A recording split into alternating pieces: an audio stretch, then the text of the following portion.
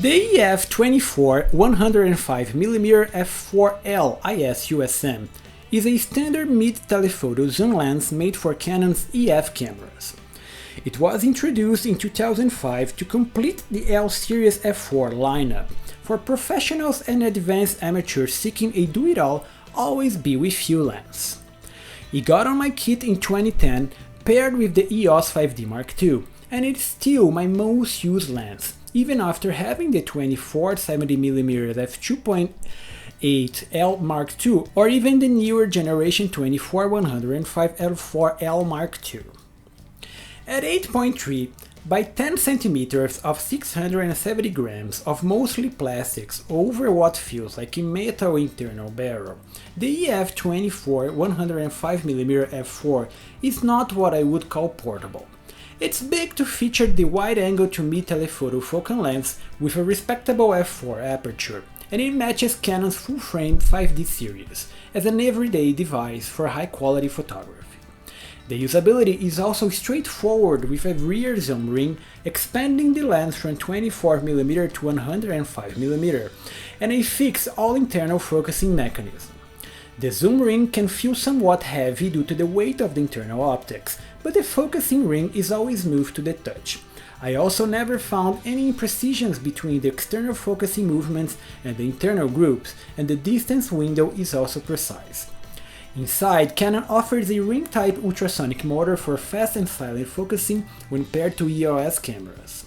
While it can be somewhat imprecise, when used with high-resolution cameras like the 5DS, asking for the live view operation for high-precision shots, I find it good enough for its class, especially under daily shooting. And also inside, Canon provides it with a 3 stops built-in stabilizer that prevent camera shakes to appear in your photos. While it can't really freeze motion, it can be a godsend under low light, and it's also very good during video recordings, keeping panning and framing shots as professional as possible. Finally, at the front, the EF-24 105mm f4 sports a 77mm plastic filter thread over the first optical element, good to use with polarizer as it doesn't rotate when focusing nor zooming. Canon provides some level of weather resistance with rubber gaskets around the lens body, despite it not being waterproof. I took a good splash while shooting the Colorado River and it survived. And in the box, Canon includes a plastic lens hood and a soft carrying pouch, standard on the L series. It's a nice lens for the price if you're looking for a high-grade equipment that delivers great bang for your buck. With an 18 elements in 13 groups optical formula, 3 aspherical elements and 1 ultra-low dispersion crystal, what the EF-24 105mm f4 LIS USM delivers optically is great, good for its class and flexibility, and enough for most prints.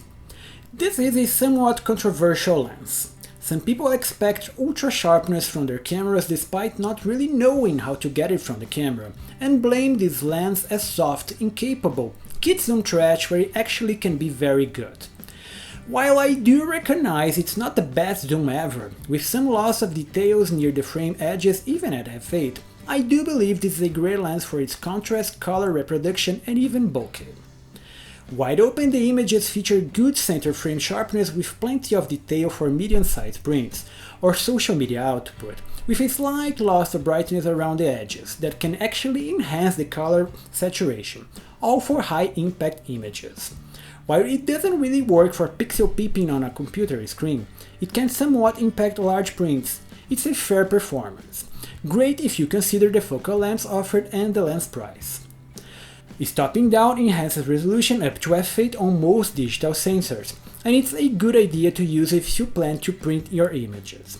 Here tested from the 5D Mark II to the EOS 5DS, it shows good corner resolution at such apertures, and it's hard to complain about its performance, not with these colors and contrasts.